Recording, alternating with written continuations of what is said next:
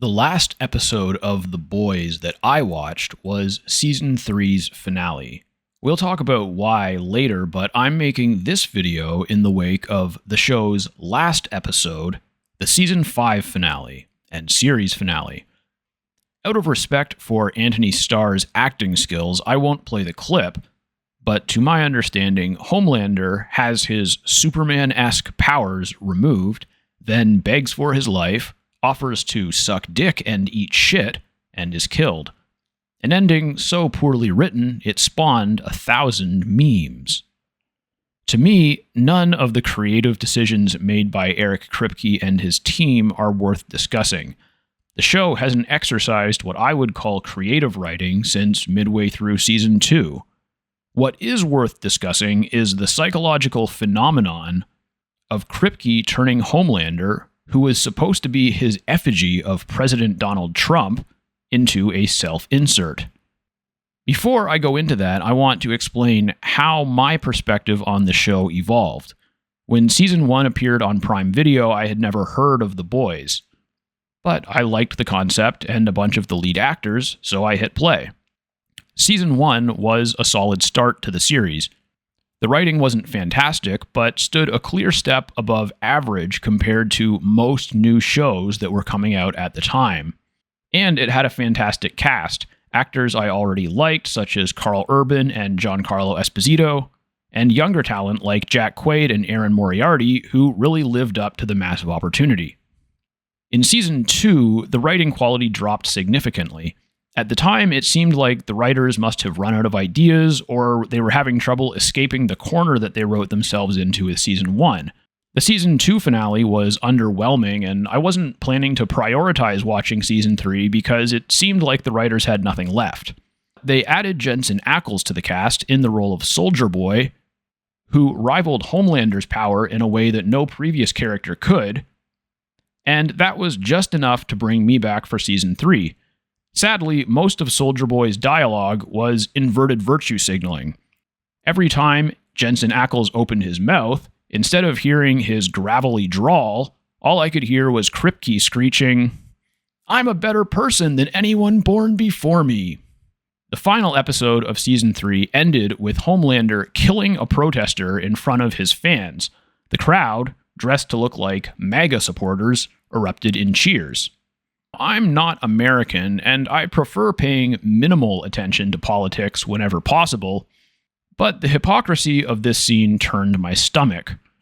Kripke made Homelander into his pet version of Trump, and made Homelander's fans visibly look like Republicans, and poked fun at them the whole season. That's cool.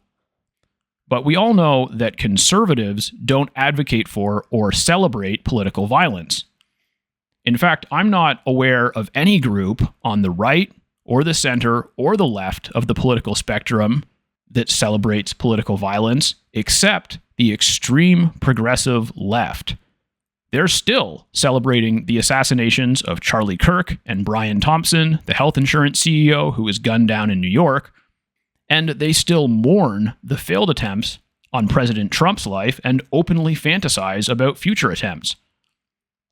I love political satire, but one-sided attacks that reek of hypocrisy and cowardice are not satire.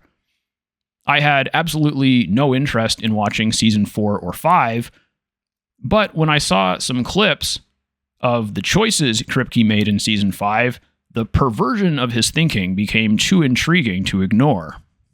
Kripke set out with the goal of turning Homelander into a representation of Trump, but he ruined the allegory at the end of Season 3. And by the beginning of Season 5, it seems as if Homelander had mutated into Kripke's own self-insert. Kripke presents Homelander's fans as MAGA, and then has them behave like progressive leftists. Throughout the rest of the show, he makes Homelander seem superficially like Trump as much as possible, but Homelander's behavior is actually much more representative of Kripke's own temperament.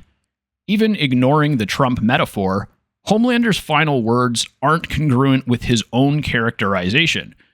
It would have made more sense for this defanged soup to spew a final hateful monologue or continue trying to fight without his powers, not understanding what it means to be weak.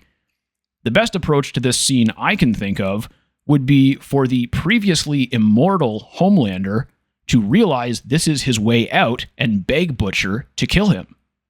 Wouldn't he prefer to die than to live as a powerless prisoner? Apparently not. Instead, he offers to eat shit and suck dick and then dies. To me, that seems more like an Eric Kripke response than a Homelander or Trump response. It doesn't seem like the words of an entrepreneur and two-time president who survived multiple assassination attempts.